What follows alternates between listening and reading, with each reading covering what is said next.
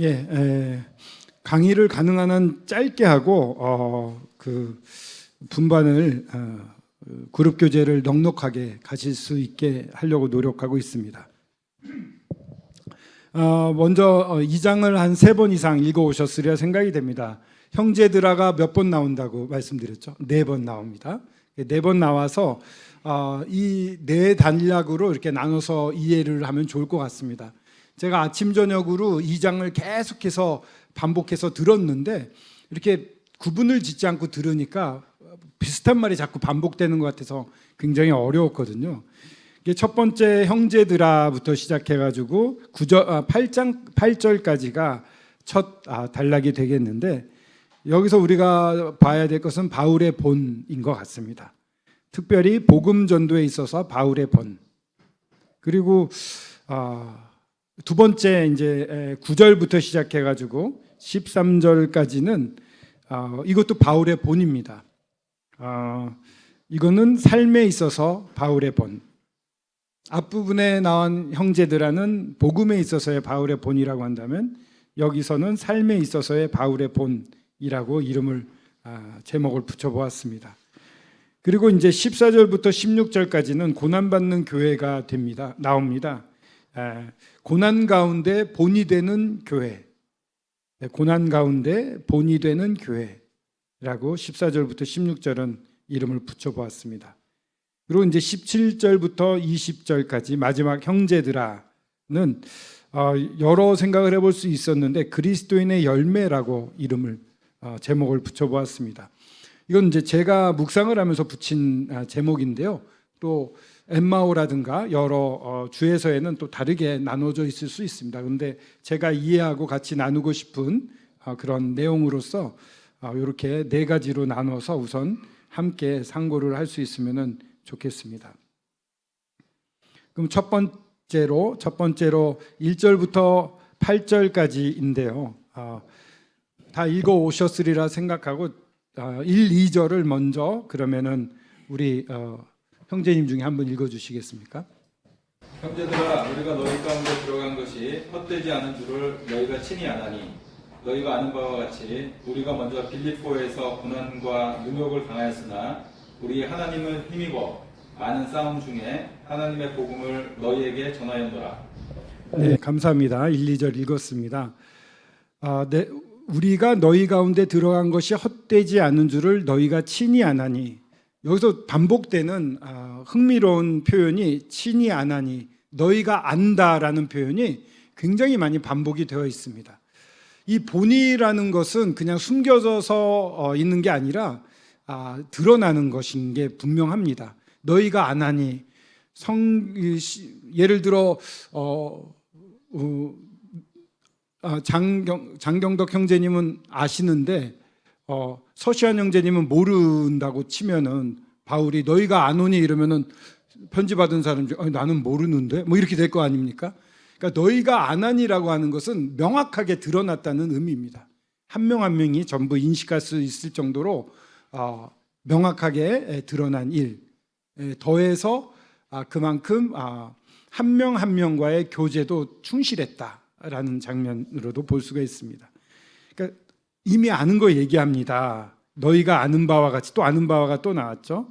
우리가 먼저 빌립보에서 고난과 능욕을 당하였으나 우리 하나님을 힘입어 많은 싸움 중에 하나님의 복음을 너희에게 전하였노라. 빌립보에서 고난과 능욕을 받았다고 그랬는데, 능욕이라고 했으면은 특별히 치욕, 채찍질을 염두에 두지 않았나 이렇게 생각이 됩니다.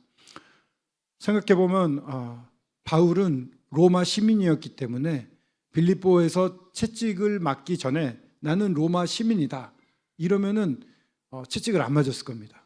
근데 그냥 맞았어요. 그건 밑에 이제 나오는 거룩하고 옳고 흠없게 행했다라든가, 복음을 전할 때 3절에 보면 간사함이나 부정에서 난 것이나 속임수로 한 게 아니다.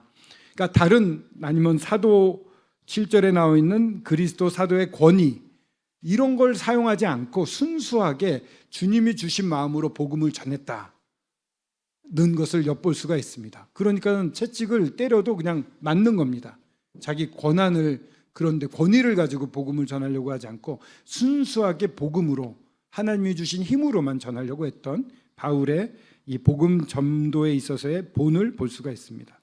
그러니까 먼저 그 능욕을 당했기 때문에 이 데살로니카에 내려왔을 때는 온몸에 멍이 들어 있고 상처기가 그대로 있었을 겁니다. 그것을 이제 보는 거죠, 데살로니카 사람들이. 그럼에도 불구하고 그들이 복음을 전하는데 이게 사람의 힘이 아닌 것 같은 거예요. 하나님의 힘을, 하나님을 힘입어 본인이 이렇게 말하고 듣는 사람들도 이거는 사람이 할 수 있는 게 아니다, 이런 느낌을 받았을 겁니다. 그 가운데 역사했던 게 성령입니다. 성령이 일하실 수 있는 환경, 그런 위치에 우리가 가 있는 게 너무나 중요하죠. 하나님을 힘입어 많은 싸움 중에 여러 또 이 유대인들이 내려와서 방해를 하고 힘든 가운데서도 여러 심적인 싸움도 있었겠죠. 그런 가운데도 하나님의 복음을 너희에게 전하였노라. 그리스도의 복음, 나의 복음, 십자가의 복음, 하나님의 복음, 이 복음 앞에 수식어들이 붙는데 하나님의 복음이라고 했을 때는 하나님 중심의 복음이라고 이해를 하시면 될 것 같습니다. 이 부활에 대한 부분도 나오기 때문에 이 십자가뿐만 아니라 부활까지 해서 하나님이 주도하시는 복음, 이 구원의 역사를 전하는 것, 이렇게 이해를 할 수가 있을 것 같고요. 이렇게 어려운 가운데에서도 하나님의 복음을 전한 것을 이 데살로니가 사람들이 다 알았습니다. 3, 4절을 읽겠습니다. 3, 4절 한번 읽어주시겠습니까? 우리의 권면은 간사에서나 부정에서 난 것이 아니요 그에게 있는 것도 아니라 오직 하나님의 옳게 여기심을 입어 복음 전할 부탁을 받았으니 우리가 이와 같이 말하는 사람을 기쁘게 하려 함이 아니요 오직 우리 마음을 감찰하시는 하나님을 기쁘시게 하려 함이라. 예, 이 동기와 목적이라고 그럴까요? 이 복음을 전하는 동기라고 할 수 있겠네요. 동기.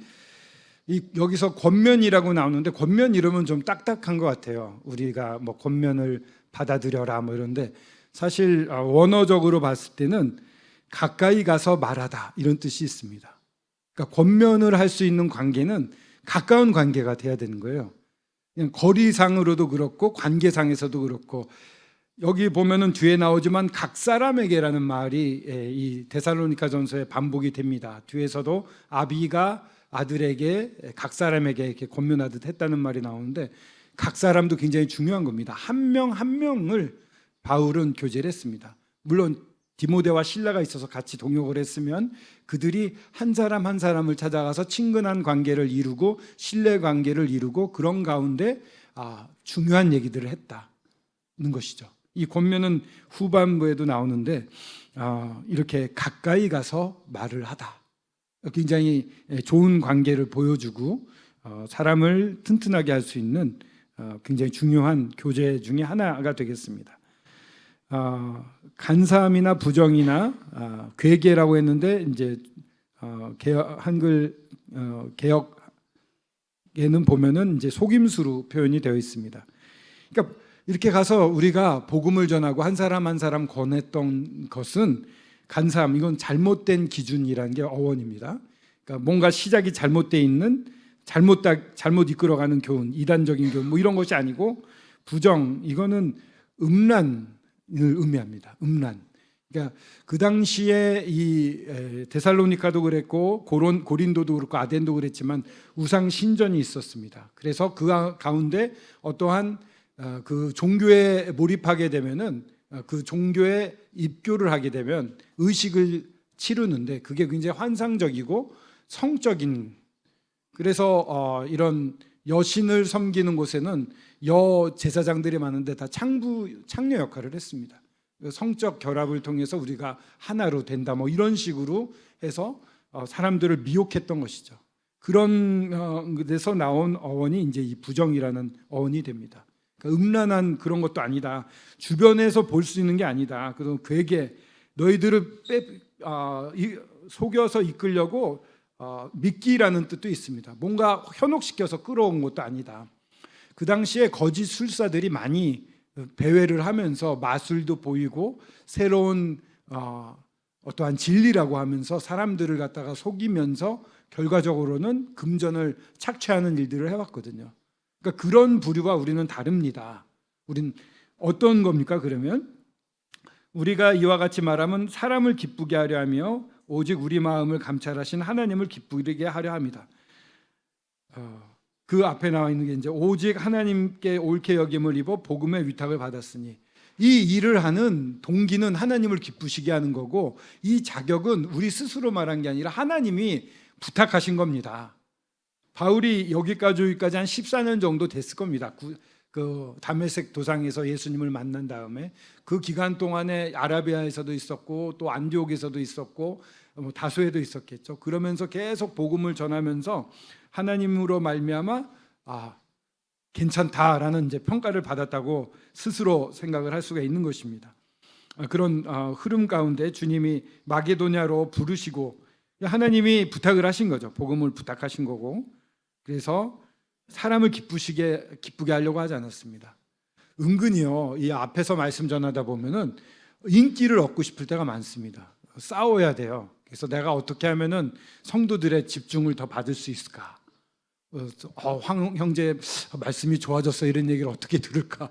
이런 게 있어요. 근데 사람을 기쁘게 함이 아니라 하나님을 기쁘시게 하려 했거든요. 알아요. 제가 조금이라도 불순물이 들어가면 하나님이 아시거든요. 바울은 그 진정한 일꾼들은 사람이 아니라 하나님만을 기쁘시게 하고, 그 동기가 어떠한 재정적인 거나 이런 잘못된 게 아니라 오직 하나님께 옳게 여기심을 받은 그런 복음만 전하는 것이다. 그러니까 그 사도권에 대한 도전이 계속 있었거든요.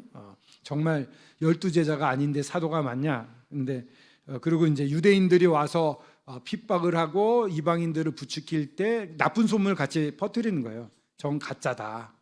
그렇기 때문에 이제 이와 같이 사도권을 보호하는 얘기도 하고 있습니다.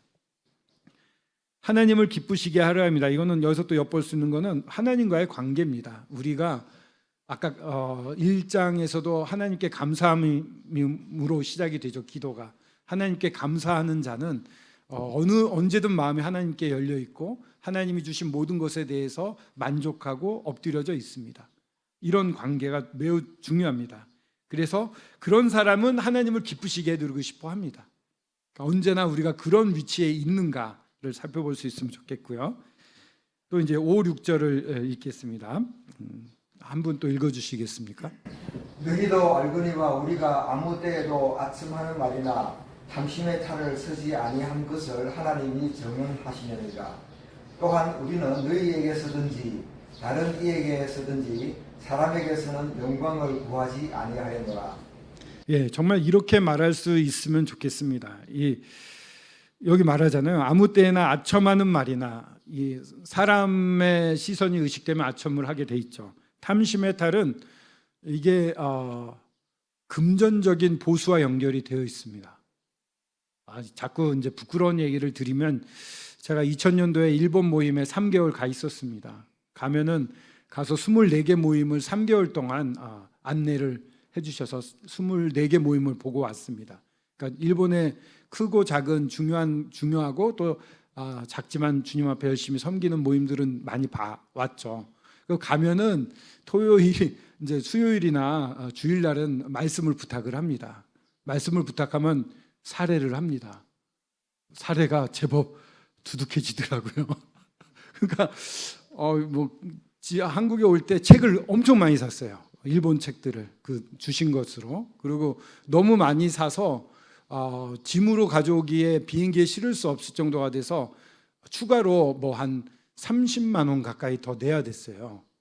근데 여유가 있는 거예요. 30만 원쯤은 막 이러면서 주신 게 많아가지고 그걸 하고도 남는 거예요. 일본 성도들은 돈이 아까워서 막 괜찮아요 걱정을 했는데, 그렇게 이건 좀 좋은 얘기지만 정말 부끄럽지만 어떤 모임에 가서 복음을 전하고 나서 뭔가 여기서도 얼마를 주실까 이런 생각을 한 적이 있었던 것입니다. 그때는 제가 30대였습니다. 지금은 안 그렇다고 말하고 싶습니다. 예. 아무 때에도 아첨의 탈이나 탐심의 탈을 쓰지 않은 것을 하나님이 증언하시느니라. 하나님이 증언하신다고 했거든요. 정말 바울은 여기서 자유로웠던 사람입니다. 하나님이 증언하신다라고 말할 수가 없겠죠. 예. 저는 지금 말할 수 있다. 이거 얼버무려야 되네. 이 재물이라는 게 넉넉하더라도 부하든 부하지 않든 걸림이 되는 건 사실인 것 같습니다. 굉장히 신경이 쓰이는 삶과 연관이 되어 있는데 바울은 하나님과의 관계에서 하나님이 증언하실 수 있을 정도로 깨끗했던 관계였다. 우리가 본받아야 될 것입니다. 사람에게서나 너희에게서나 영광을 구하지 않았다.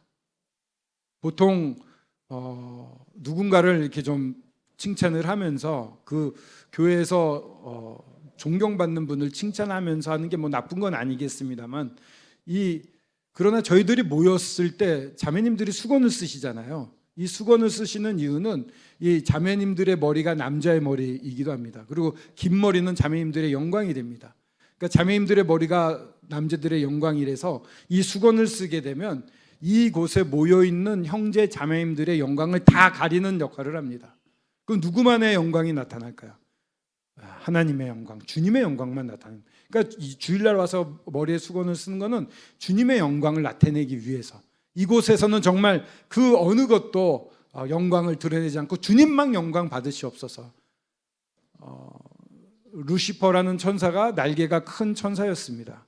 하나님의 앞에서 모든 영광을 가리는 천사였습니다. 그리고 자기 위해 하나님의 영광만 보였죠. 반역을 하게 되죠. 모든 영광을 가리는 역할을 했던 초기 창조 질서가 무너졌는데 죄가 들어오므로 지금 이 교회에서는 그 창조 질서가 회복되어 있는 것입니다.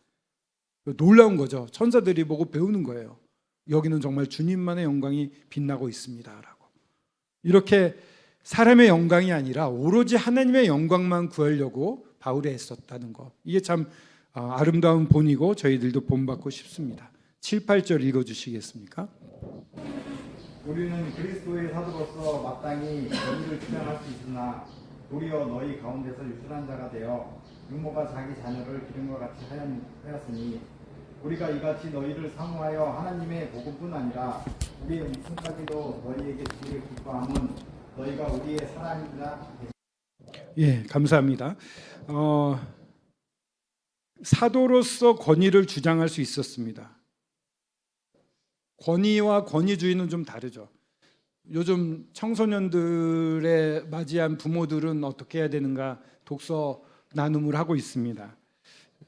권위와 권위주의가 다른데 청소년들이 이런 사춘기 반항을 오게 되면 그 안에서 이제 하나의 사람으로서 제대로 사람의 역할, 지금까지는 부모를 순종했다면 이제는 하나님을 순종할 수 있는 하나의 인격체로서의 시작을 의미한다고 하더라고요. 그래서 부모에게 권위가 있는데 예전에는 무조건 따라오게 하는 순종케 하는 권위였다면 이제는 그 하나님과 만나고 싶어하는 독립적인 인격체로 성장하려고 하는 우리 자녀들을 제대로 성장시켜 줄 수 있는데 권위를 써야 된다는 표현을 합니다. 그러니까 힘이 있잖아요. 아버지 어머니는 누르는 게 아니라 제대로 세우려고 하는데 쓰여져야 됩니다. 이게 권위의 진정한 의미죠. 권위주의는 압박하는 거라면 진정한 권위는 그들을 살리는 그러한 힘이 된다고 말할 수도 있습니다. 근데 이렇게 권위를 주장하지 않았고 바울은 반대로 유순한 자가 되어서 유모처럼 됐다고 합니다. 유순한 자라고 하는 건 어린아이가 되다 이런 뜻인데 쉽게 말하면은 우리 손주들이 있으시잖아요. 저도 요새 어린아이들 보면 그렇게 예쁘더라고요. 빨리 손주가 보고 싶은 것 같습니다. 근데 어린아이들 앞에 가면 어른들이 어떻게 됩니까? 애들이 알아들을 수 있는 말과 표현을 하지 않습니까? 뭐 우르르 뭐 이러기도 하고 뭐 까꿍 막 이러고 이게 유순한 자가 됐다는 말 뜻입니다. 상대방이 어린아이가 알아들을 수 있는 말과 표현으로 대해주는 거. 그러니까 바울이 왜 그것도 못해가 아니라 어렵나요? 하고 다가가는. 완전 다르잖아요. 그래서 엄마가 자녀를 기름처럼 했다는 거예요. 자식을 정말 엄마들은 정말 진자리 마른 자리 갈아 넣으시고 뭐 이런 정말 모든 걸 다 쏟아서 자녀들을 키우려고 하잖아요. 자기의 유익은 구하지 않고 맛있는 거 있으면은 먼저 자녀들 먹이고 엄마는 안 먹거나 뭐 배가 부르다 이러고 막 그랬잖아요. 지금의 엄마들은 좀 다른 것 같습니다만 제 엄마 세대는 그런 것 같습니다. 지금의 엄마들은 맛있는 거 먼저 먹고 막 그러더라고요. 예. 근데 하여튼 이 유모가 자기 자녀를 기름같이 하는 거예요. 그러니까 가장 좋은 걸 주려고 그 모습이 이제 8절에 나오는데 이같이 너희를 사모하는데 이 복음뿐만 아니라 우리의 목숨까지도 너희에게 주기를 기뻐한다고 했습니다. 목숨을 주려고 하는 거. 사실 복음은 말로만 가는 건 아닌 것 같습니다. 사람이 전달되는 것 같아요. 어떤 사람에게 복음을 들었느냐에 따라 또 어떤 교회에서 성장하느냐에 따라 그 사람의 영적인 성장이 많이 좌우되는 것 같습니다. 그래서 목숨까지도 너희에게 주기를 기뻐하는 너희가 우리의 사랑하는 자 됨이라. 이 말씀 너무 아름답지 않습니까? 정말 우리가 복음을 전하면서 목숨까지 주려고 하는가? 바울은 정말 그랬던 분으로 보여집니다. 예전에 한번 두산에서 사격장에서 사고가 나서 일본 사람들이 많이 화상으로 죽었습니다. 그때 일보를 보고 병원으로 KTX를 타고 취재를 갔었는데 그때 일본인 한 명이 응급실에 있는데 눈과 귀가 다 화상으로 안 보이고 안 들렸습니다. 근데 제가 막 몸부림을 치기에 옆으로 누우세요 하고 의사가 말하는데 못 알아듣는 것 같아서 일본말로 크게 통역을 했어요. 그랬더니 움찔하더니 이렇게 집중을 하더라고요. 그러니까 자기 나라의 말이 그렇게 와닿나 봐요. 이 좀 비슷한 예인데 일본에도 이제 전쟁을 일으켰지만 많은 젊은이들이 전쟁터에 갔습니다. 실제로 있었던 일인데, 근데 폭탄이 터져서 눈과 귀가 안 들리고 안 보이고 감각이 뒤떨어진, 그래서 팔다리에도 부상을 입고 후송이 된 젊은 청년이 한 명 있었습니다. 근데 난동을 부리는 거예요. 계속 뭐 링게를 꽂으면 막 빼버리고, 뭐 간호사가 가까이 가면 물건을 이렇게 잡히는 대로 던지고. 근데 이제 가족들이 왔어요. 어머니가 보더니 이 침대에 올라가서는 젖가슴을 그 아이 입에다가 이렇게 그 청년 입에다가 물리는 것이었어요. 자기. 그때 아기가 그 청년이 갑자기 딱 멈추면서 여기 어디야? 엄마야? 나 일본에 돌아온 거야? 하면서 안정이 되었고 치료를 안정하게 받을 수 있었다고 합니다. 이 엄마가 그런 존재죠. 이 엄마처럼 되었다는 이 바울의 간증이 정말 가슴에 와 닿는데, 저희들이 접하는 분들에게 그렇게 모든 것을 다 주는 엄마처럼 대할 수 있으면 좋겠습니다. 그 다음에 9절부터 13절까지는 삶에 있어서의 바울의 본입니다. 일꾼으로서의 본이라고도 할 수 있는데요. 이 9절부터 10절까지 먼저 또 읽어주시겠습니까? 형제들아, 우리의 수고와 애쓴 것을 너희가 기억하리니 너희 아무에게도 폐를 끼치지 아니하려고 밤낮으로 일하면서 너희에게 하나님의 복음을 전하였노라.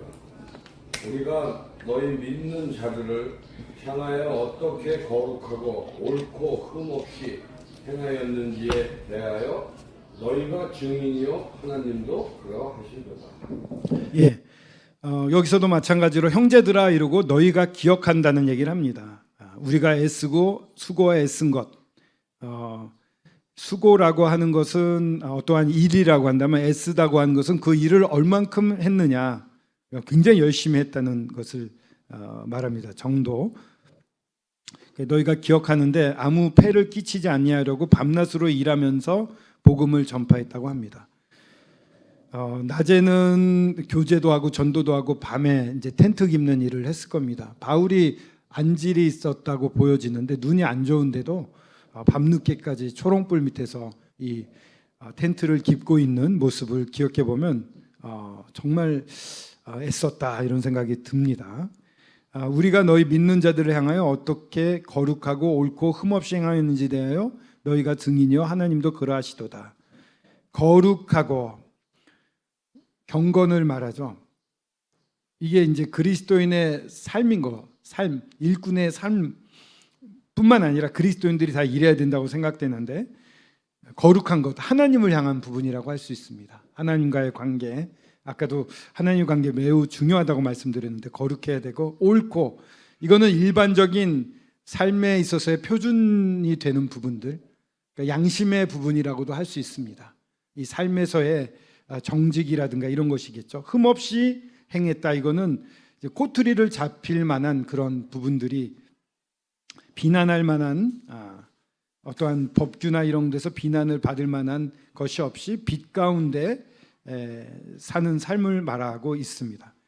하나님과 이 세상의 기준과 또 누구를 대하든지 걸림이 되지 않는 삶, 이게 바울의 삶이고, 너희가 증인이요, 아까는 증언한다 이랬는데 여기는 증인이라고 그래서 이 행동에 대한 부분이라고 해서 이렇게 좀 표현한 것 같아요. 증인이라고 하고 하나님도 그러하시다. 경건과 정직과 비난할 것이 없는 삶.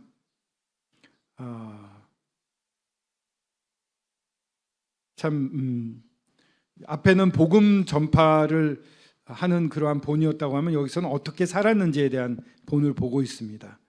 정말 일하지 않아도 됐는데 어떤 종교에서 돈을 원한다는 인상을 주지 않으려고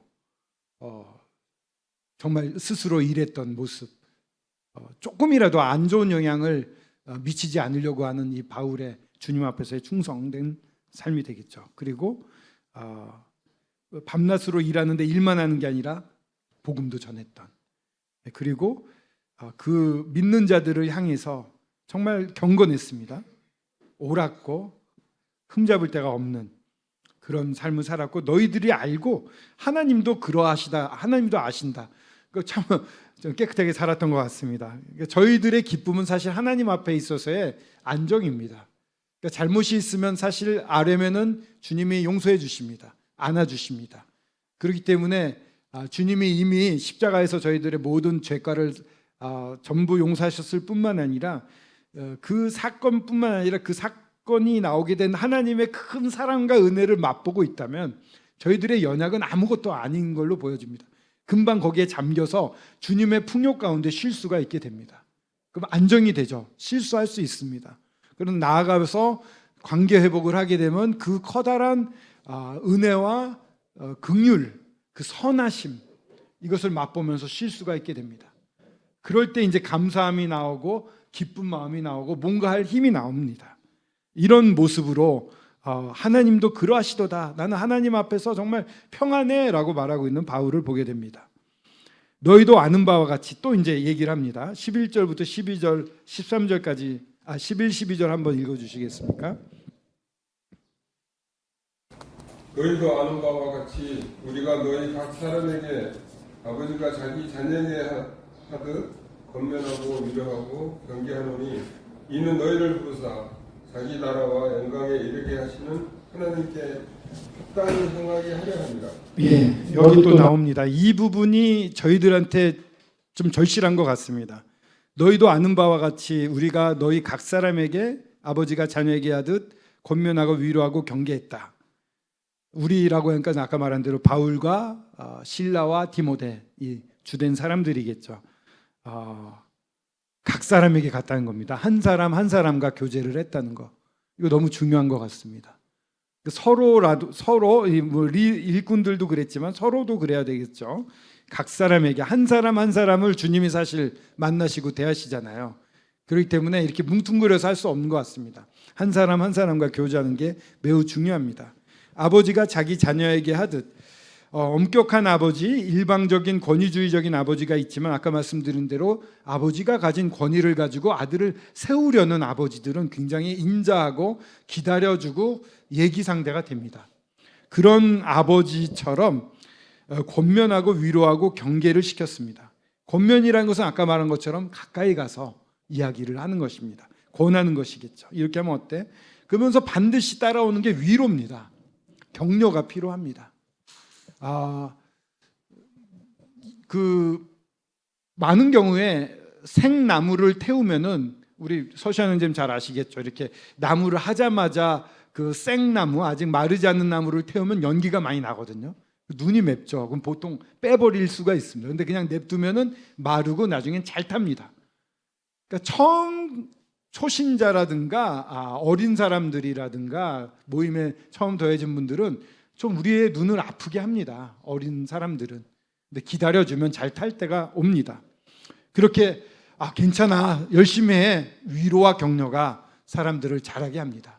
그리고 경계라는 것은 증인이라는 말에서 어원이 나왔는데 엄하게 경계시키는 것도 있습니다만 사실 바울이 자기가 본을 보였잖아요. 증인, 이렇게 살면 되는 거야. 어때? 이건 이렇게 하면은 요건 좀 요런 식으로 하고 그건 아닌 것 같아. 내가 산 2, 3대로 살아. 이렇게만 권할 수 있다면 상대방이 이야기에 편할 겁니다. 저렇게 살면 되는구나. 이걸 벗어나는 건 아니야. 이런 식의 경계라고 표현할 수가 있을 것 같습니다. 엄격하게 명한다는 뜻도 있습니다만은 이걸 좀 더 부드럽게 아버지의 마음으로 본다면은 이렇게 살면 돼라고 본을 보여주고, 도제 형식이 그렇잖아요. 이 오랫동안 스승이 하는 걸 다 보게 하고 실수도 하게 하고 그러면서 하나하나 가르쳐주는, 그렇게 해서 완성시켜가는 게 도제 형식이라고 그러는데 그거랑 비슷한 경우가 될 수 있다고 생각합니다. 이렇게 보여주고 그런 가운데 고쳐가게끔 하는 그러한 것을 했고요.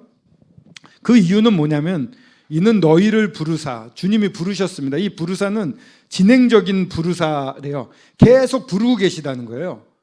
그러니까 한 번으로 끝난 게 아니라 우리가 완전한 주님의 장성한 분량에 갈 때까지 주님이 계속 부르신다고 생각하면 좋을 것 같아요. 자기 나라와 영광에 이르게 하시는 하나님께 합당히 행하게 하려 함이라. 합당히 행하게 하려 함이다도 반복을 의미하는 말이 있습니다. 그러니까 한 번이 아니라 계속 그렇게 행하게끔 하려고 합니다. 어떤 건가요? 하나님, 자기 나라와 영광에 이르게 하시는 하나님께, 하나님의 나라, 하나님의 영광, 우리가 다 알 수 없지만 놀랍겠죠. 거기에 하나님은 우리가 다 이르게 되기를 원하고, 이 데살로니가 마지막에 보면 그렇게 하시는 분이, 우리가 이르게끔 만드시는 분이 예수님이라고 합니다. 그러니까 저희들은 구원받고 주님을 바라보고 있으면 성장해서 흠도 없고 점도 없는 자로 계속 성장해 가는 것입니다. 이걸 하시는 분이 주님이시고 주님이 기뻐하시는 일인데, 그렇게 잘하게 하시는 하나님께 합당히 그렇게 열심히 하시고 우리를 이끌어 가시는 분에게 합당하게 행하게 하려고 한다. 합당하게 행하다는 말은 함께 걸어가다, 주변을 거닐다, 이런 뜻이 있습니다. 그러니까 그 하나님 곁에 서서 가까이 가서 하나님이 원하시는 대로 같이 걸어가는, 그렇게 하기를 원한다는 것입니다. 그래서 우리를 부르고 계시고 그렇게 계속 하나님의 옆에서 계속 걸어갈 수 있게끔, 계속 걸어가게끔 하고 싶어 하시는 그런 목적으로 권면하고 위로하고 경계한다는 것입니다. 그러니까 이 부분을 이렇게 읽으면 좀 이해하기가 쉬운데, 너희도 아는 바와 같이, 11, 12절 다시 한번 읽어볼게요. 너희가 아는 바와 같이 우리가 너희 각 사람에게 너희를 부르사 자기 나라와 영광에 이르게 하시는 하나님께 합당히 행하게 하려고 아비가 자녀에게 하듯 권면하고 위로하고 경계한다. 좀 더 어려워졌나요? 그러니까 자기 나라 영광에 이르게 하시는 하나님께 합당히 행하게 하려고 내가 권면하고 위로하고 경계하는 겁니다. 이런 뜻입니다. 이제 바울이 원하는 것은 이 하나님의 나라와 하나님의 영광에 이르게 하시는 하나님, 그 놀라우신 능력이 나오신 하나님과 같이 걷게 하기 위해서, 동행하기 위해서, 합당하게 그 앞에서 있을 수 있게 하기 위해서 바울은 여러분들, 이 데살로니가 성도들에게 권면하고, 그래 잘하고 있어, 위로하고, 또 나처럼 하면 돼, 이렇게 경계를 했다는 것입니다. 이게 이제 바울의 마음이고 바울의 삶의 본입니다. 이 주님의 마음이 여기 숨겨져 있는 거죠. 그러니까 바울이 어떻게 복음을 전했습니까? 정말 하나님이 증언하신다 이렇게 했고 어떻게 살았습니까? 하나님이 증인이다 이러면서 살았어요. 그래서 13절이 나옵니다. 13절 한번 형제님 읽어주시겠습니까?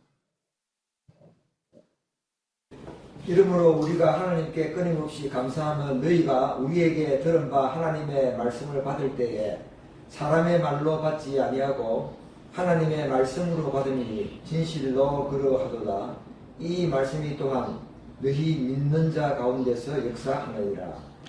감사합니다. 바울의 가장 감사했던 거 끊임없이 감사한데요. 그냥 쉬지 않고 감사한데요. 왜? 이 바울이 권면했던 이 말씀들이 사람의 말이 아니라 하나님의 말로 데살로니가 사람들이 들은 겁니다. 하나님의 말씀으로 받음이니 진실로 고라하도다.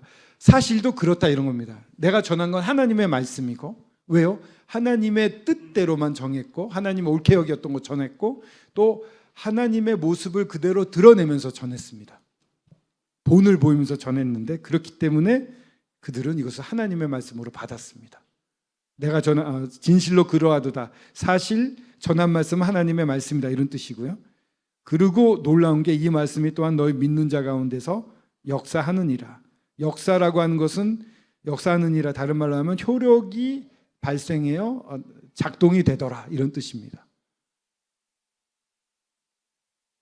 하나님의 말씀을 하나님의 말씀으로 받게 되는 것, 그 사람의 복음도 중요하고 그분의 삶이 있습니다.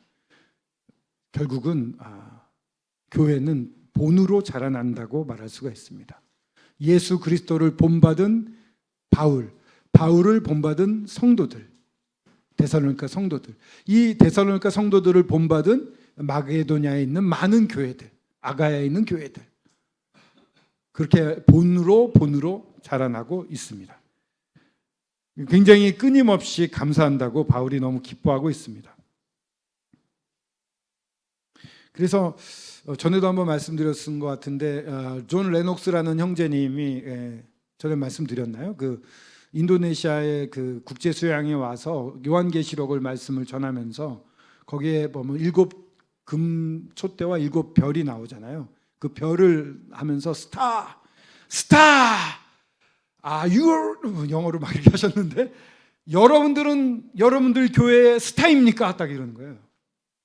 여러분들은 여러분들 교회 본이 되고 계십니까? 젊은 사람들이나 다른 성도들이 나 저렇게 살고 싶어라고 본받고 싶어하는 사람입니까? 라고 도전을 하셨어요. 어떻습니까 여러분? Are you star? Yes, of course.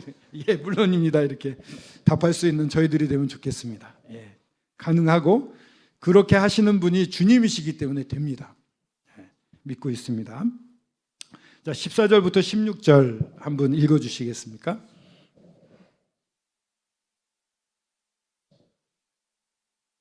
형제들아 너희가 그리스도 예수 안에서 유대에 있는 하나님의 교회들을 본받은 자 되었으니 그들이 유대인들에게 고난을 받음과 같이 너희도 너희 동족에게서 동일한 고난을 받았느니라.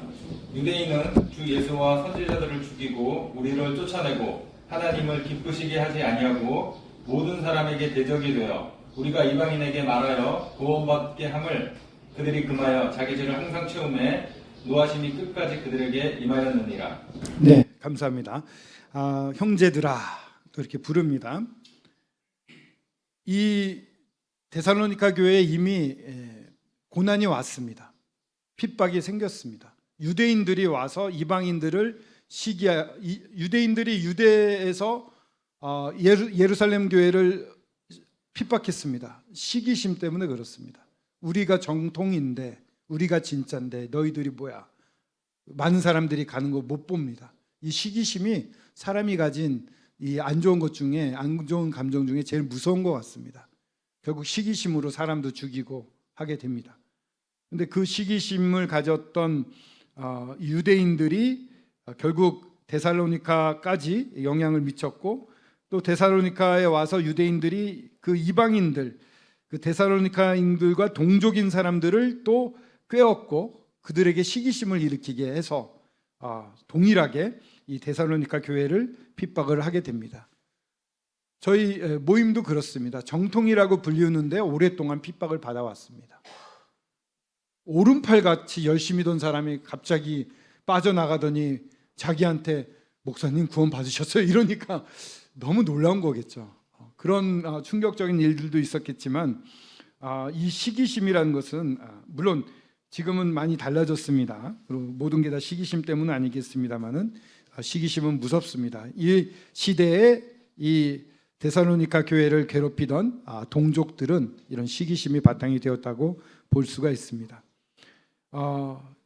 유대에 있는 교회들이 어려웠지만 똑같은 어려움을 당하고 유대의 교회처럼 여러분들은 잘 견디고 있습니다 라고 얘기를 하고 있습니다. 그러면서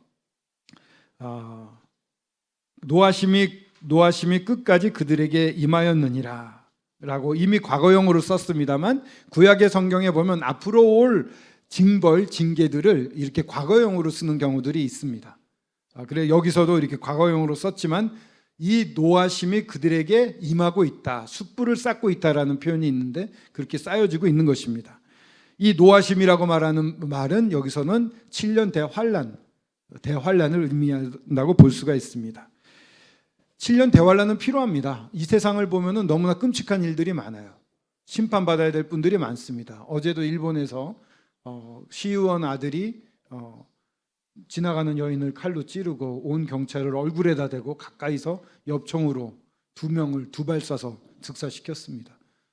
그런 이해할 수 없는 일들이 많이 일어나죠. 한국에서도 일어나고 있고 뭐 끔찍한 일들이 너무 많습니다. 그들은 회개하려고 하지 않고 그런 세상, 악한 세상에 대해서는 심판이 반드시 필요합니다. 더욱이 제대로 된 하나님을 알려주고 제대로 된 것을 가르쳐 줬음에도 불구하고 대적하고 악마적으로 반대하는 존재들이 있습니다. 심판의 날이 반드시 임한다는 것이 어떻게 보면 저희들한테 위로도 되고 또 좀 안타까움으로 그들을 향한 사랑으로도 바뀔 수가 있는 것 같습니다. 동정을 하게 되는데요. 이 노하심이 그들에게 끝까지 임하였다. 7년 대환란이 오면 그들은 정말 전후후무한 환란 속에서 괴로움을 당하게 될 것입니다. 그리고 그런데 그런 가운데 이들은 소망을 가지고 주님을 잘 섬기고 있었다는 그런 칭찬이 되겠습니다. 본이 되는 교회 17절에서 20절이 마지막입니다. 그리스도의 인의 열매라고 이렇게 표현할 수 있을 것 같은데요. 한번 읽어주시겠습니까? 형제들아, 우리가 잠시 너희를 떠난 것은 얼굴이요 마음은 아니니 너희 얼굴 보기를 열정으로 더욱 힘썼노라. 그러므로 나 바울은 한 번, 두 번 너희에게 가고자 했으나 사단이 우리를 막았도다. 우리의 소망이나 기쁨이나 자랑의 멸류관이 무엇이냐? 그의 강림하실 때 우리 주 예수 앞에 너희가 아니냐? 너희는 우리의 영광이요 기쁨이니라. 네, 감사합니다. 이렇게 17절에 떠난 건 얼굴이지 마음이 아니다. 정말 너희 보고 싶다라고 느끼시는 분들이 있습니까? 성도들 중에?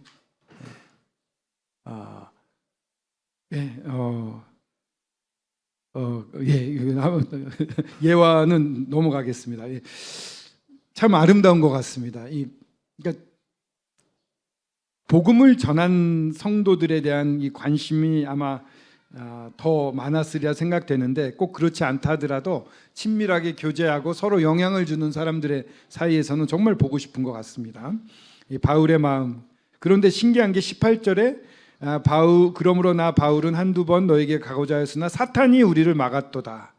사탄이 개입을 해요. 하나님이 계시는데 왜 사탄이 일을 할까?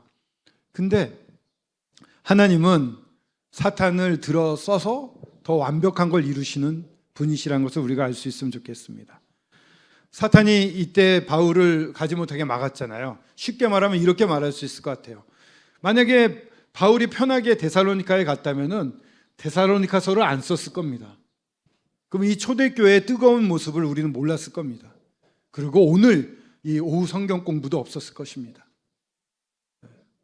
별로 이렇게 반응이 사탄이 우리를 괴롭힐 수 있습니다만 더 좋은 열매들을 맺게 하는 경우들이 많습니다. 그리고 우리의 소망이나 기쁨이나 자랑의 면류관이 무엇이냐? 그가 강림하실 때 우리 주 앞에 너희가 아니냐? 너희는 우리의 영광이요 기쁨이니라. 그리스도의 심판대, 주님이 오시면 우리는 그리스도의 심판대에 서게 됩니다. 그때 가장 큰 상급, 금은 보석으로 주님의 뜻을 따라 주님을 순종해서 했던 것은 금은 보석으로 남지만 내 생각으로 하고 내 의지로 했던 것은 지푸라기 나뭇잎처럼 다 타버린다. 이건 우리가 배웠습니다. 근데 금은 보석으로 남는 것들 중에 여기서 바울은 이 성도들이 나의 영광과 기쁨이다 이렇게 말을 합니다. 그러면은 듣기에 따라서는 어떤 분들은 좀 마음이 좀 이렇게 삐딱하신 분들은 야 바울 되게 교만하다 자랑하고 있네. 봐요 저 사람들 내가 구원한 거예요 이렇게 말하고 있는 거 아니야? 이런 게 아니고 원 뜻은 정말 이 성도들 내가 사랑하는 자들이 반짝반짝 빛나는 정말 영광 가운데 흠도 없고 점도 없고 하나님께 막 칭찬받는 그런 상태로 나타나는 것이 바울의 가장 큰 기쁨이라는 겁니다. 어떤 손해를 입고 어떤 아픔이 있고 어떤 능욕을 당하더라도 난 상관없습니다. 그런 모습만 보면 됩니다. 바울의 마음이었습니다. 이런 열매를 저희들도 얻었으면 좋겠습니다. 내가 사랑하는 형제 자매님들을 위해서 정말 주님 앞에서 크게 칭찬받고 제가 책망받는다 하더라도 그분이 칭찬받는다면 형제 자매님들이 칭찬받는다면 전 그것으로 만족합니다 라고 말할 수 있는 저희들이 될 수 있으면 좋겠습니다.